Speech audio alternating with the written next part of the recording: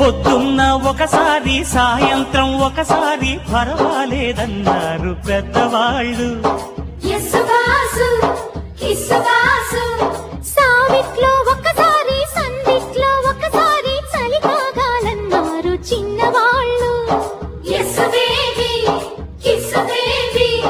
కొక్కరో బంగారు కోడి ముద్దడితే ముదిరింది వేడి. పిల్లగో చూశాని నాడి అదిరింది కన్నెమాడి. గుట్టుగా దోపిడి చెయ్యనా గుమ్మడి తాగలేను తీపి రాపిడి. నిన్నేమడగను ఎట్టాడగను ఒకసారి ఒడిలోకి రమ్మని.